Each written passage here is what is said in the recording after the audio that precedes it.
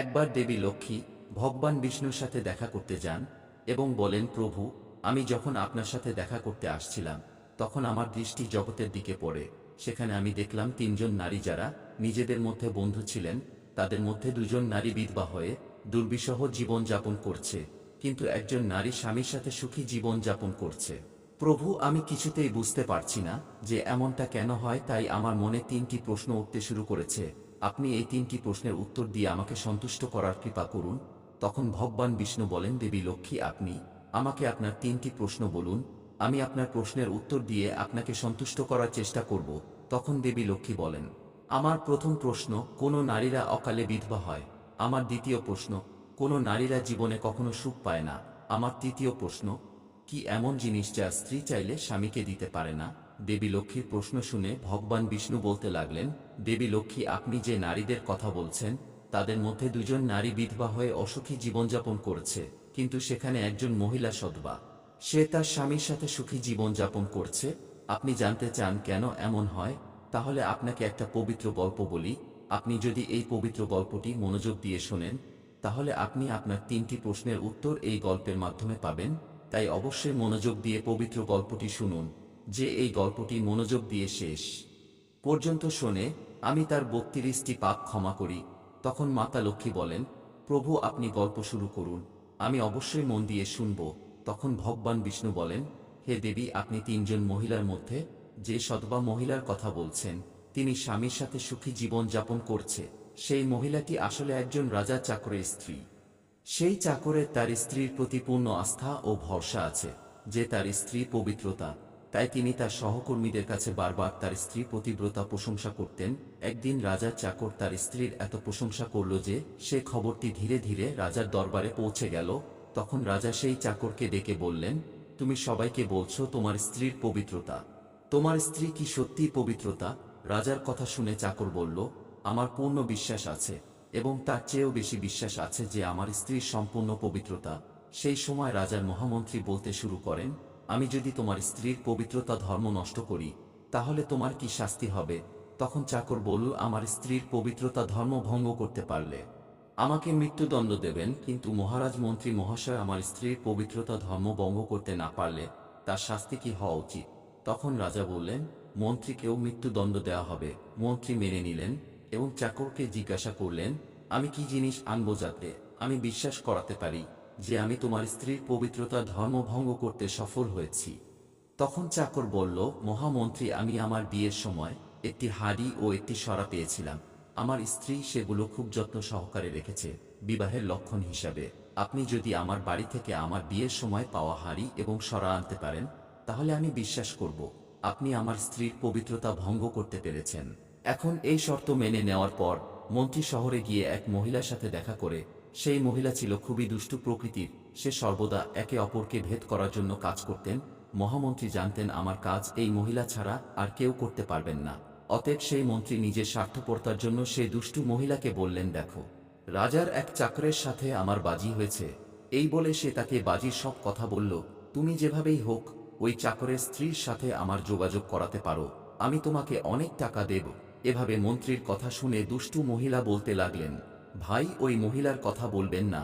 সেই মহিলা সম্পূর্ণ পবিত্রতা, আপনার কথা বললে সে আমার গায়ে থুতু ফেলবে এবং আপনার চামড়া খুলে নেবে। এরপর মন্ত্রী বললেন, ঠিক আছে, তুমি যদি আমাকে তার সাথে যোগাযোগ করাতে না পারো তবে আমার জন্য একটা কাজ করো, তার বাড়ি থেকে হাঁড়ি এবং সরা চুরি করে নিয়ে এসো এবং যদি তার স্ত্রীর গোপন জায়গায় কোনো চিহ্ন থাকে তাহলে সেটা দেখে এসো। এই কাজটা করতে পারলে তুমি যা পুরস্কার চাইবে আমি তোমাকে দেব। তখন সেই দুষ্টু মহিলা বললেন, ঠিক আছে, আমি অবশ্যই আপনার কাজ করব। এরপর দুষ্টু মহিলা চাকরের বাড়িতে গিয়ে তার স্ত্রীকে বলে, বেটি, আমি তোমার স্বামীর মাসি, অনেক বছর পর এসেছি। তখন মহিলাটি বলল, তোমাকে আগে কখনো দেখিনি তাই চিনতে পারিনি। এরপর সেই পবিত্রতা নারী সেই দুষ্টু মহিলাকে সম্মানের সাথে আদর যত্ন করতে লাগল। এইভাবে সেই দুষ্টু মহিলা দুদিন তার বাড়িতে অবস্থান করল। এরপর একদিন সকালে যখন সেই পবিত্রতা নারীর স্নান করছিল তখন সেই মহিলা চোখ ধোয়ার অজুহাতে পবিত্রতা নারীর চোখে নোংরা জল ছিটিয়ে দিতে সেই মহিলার চোখ বন্ধ হয়ে গেল। সেই সুযোগ এসে দেখে নেয় পবিত্রতা নারীর গোপন জায়গা ডান পাশে একটা তিল আছে এরপর স্নান সেরে ওই পবিত্রতা নারী রান্নাঘরে গেলে সুযোগ পেয়ে চাকরের ঘর থেকে হাড়ি ও সরা চুরি করে দুষ্টু মহিলা সেখান থেকে উধাও হয়ে যায় এবং মন্ত্রীর সাথে দেখা করে হাড়ি ও সরা দিয়ে পবিত্রতার গোপন চিহ্নের কথা জানায়। মন্ত্রী সোজা রাজার দরবারে গিয়ে রাজাকে বললেন, মহারাজ, আমি চাকরের স্ত্রীর সাথে দুদিন কাটিয়ে এসেছি এবং এই হাড়ি ও সরা চাকরের স্ত্রীর হাত থেকে নিয়ে এসেছি। তখন রাজা চাকরকে দরবারে ডাকলেন। এরপর আর মন্ত্রীকে হাড়ি ও সরা দেখাতে বললেন এবং তার স্ত্রীর গোপন জায়গায় তিলের কথা বলতে বললেন। তখন চাকর মেনে নিলে, সত্যিই আজ আমার স্ত্রী পবিত্রতার ধর্ম ভঙ্গ করেছে। এরপর রাজা 5 দিন পর ফাঁসির তারিখ নির্ধারণ করলে পরদিন রাজা চাকরকে ডেকে তার শেষ ইচ্ছের কথা জিজ্ঞেস করলেন। তখন চাকর বলল, আমি আমার স্ত্রীর সাথে শেষবারের মতো দেখা করতে চাই। তখন রাজা তাকে হুকুম দিলেন, ঠিক আছে, তুমি তোমার স্ত্রীর সাথে শেষবারের মতো দেখা করতে পারো। চাকরটি তার বাড়িতে গিয়ে স্ত্রীকে বলল, তুমি আমার ভরসায় বড় বিশ্বাসঘাতকতা করেছ। আমি তোমার ভরসার মন্ত্রীর কাছে এমন শর্ত দিয়েছিলাম যে আপনি যদি আমার স্ত্রীর পবিত্রতার ধর্ম নষ্ট করতে পারেন তাহলে আমাকে ফাঁসি দেবেন। এখন 5 দিন পর আমাকে ফাঁসি দেওয়া হবে। আমার সাথে বিশ্বাসঘাতকতা করে তুমি ঠিক করনি। তখন পবিত্রতা নারী তার স্বামীকে সব বলল, কিন্তু সে বিশ্বাস করল না এবং রাজার দরবারে পৌঁছে গেল। তখন রাজা তাকে আবার কারাগারে বন্দী করলেন। অন্যদিকে চাকরের পবিত্রতা ও ধার্মিক স্ত্রীর ঈশ্বরকে স্মরণ করে নিজেকে ছদ্মবেশ ধারণ করে রাজার দরবারে গিয়ে রাজার কাছে নাচ দেখানোর অনুমতি চাইলেন। ওই মহিলাটি ছিল খুবই সুন্দর। অন্যদিকে রাজারা এসব খুব পছন্দ করেন, তাই রাজা অনুমতি দিলেন যে সকল মন্ত্রীরা উপস্থিত থাকবেন এবং সুন্দরীর নৃত্যে সম্পূর্ণ ব্যবস্থা করা হবে। তখন সমস্ত দরবার মহামন্ত্রী ও রাজা উপস্থিত ছিলেন এবং চাকরের স্ত্রী নাচতে শুরু করলেন। তখন রাজা সেই পবিত্রতার নাচ দেখে মুগ্ধ হয়ে বললেন, তুমি কি চাও? তখন সেই চাকরের প্রতিব্রতা স্ত্রী বললেন, মহারাজের দরবারে এক চোর আছে যে আমার টাকা পয়সা সহ মূল্যবান জিনিস চুরি করেছে। আপনি তাকে মৃত্যুদণ্ড দিন। তখন রাজা বললেন, ঠিক আছে, বলুন আমার দরবারে কে চোর, তার নাম কি? আমি তাকে অবশ্যই মৃত্যুদণ্ড দেব। তখন সেই চাকরের পবিত্রতা স্ত্রী বললে, মহারাজ, আপনার মন্ত্রী চোর, তাকে মৃত্যুদণ্ড দিতে হবে।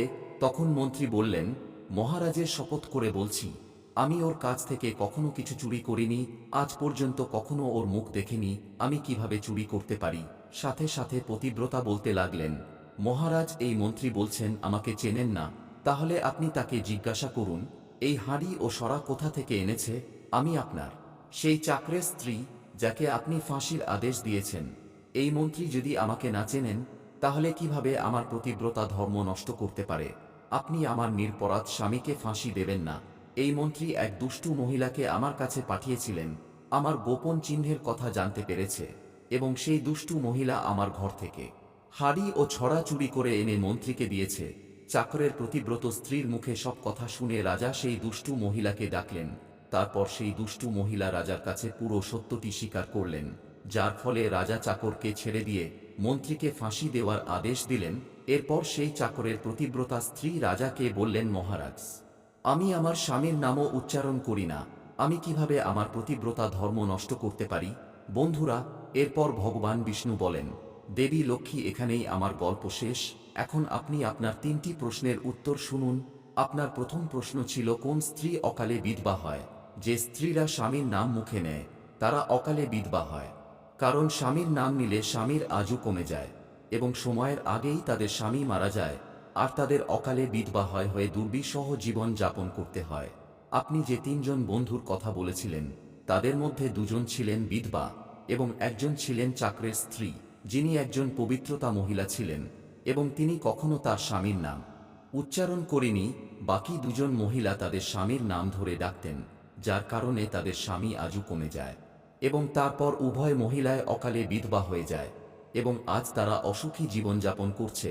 তাই মহিলাদের কখনো তাদের স্বামীর নাম উচ্চারণ করা উচিত নয়। এখন আপনার দ্বিতীয় প্রশ্ন হচ্ছিল, কোন নারী জীবনে কখনো সুখ পায় না? যে মহিলারা তাদের স্বামীর অনুমতি ছাড়া কোনো তীর্থস্থানে যায় তারা জীবনে কখনো সুখী থাকে না এবং তারা কখনো তার স্বামীর ভালোবাসা পায় না। এরপর ভগবান বিষ্ণু বলেন, আপনার দ্বিতীয় প্রশ্ন ছিল, কি এমন জিনিস যা স্ত্রী চাইলেও তার স্বামীকে দিতে পারে না? একজন চরিত্রবান নারী কখনোই তার স্বামীকে গালি দিতে পারে না। যে নারী গালি দেয় সে কখনো চরিত্রবান নারী নয় এবং সে নারী সব সময় দুঃখ কষ্ট ভোগ করে। এভাবে 3টি গল্প শোনার পর দেবী লক্ষ্মী তার 3টি প্রশ্নের সম্পূর্ণ রূপে সন্তুষ্ট হয় এবং বলেন প্রভু বাস্তবে একজন ভালো চরিত্রের মহিলা কখনোই অসুখী জীবনযাপন করতে পারে না, কারণ দেবী লক্ষ্মী এমন বাড়িতে বসবাস করে এবং সেই ঘরটি সর্বদা ধন সম্পদে ভরা থাকে। এই ধরনের মহিলারা সর্বদা তাদের ঘর স্বর্গ করে তোলে।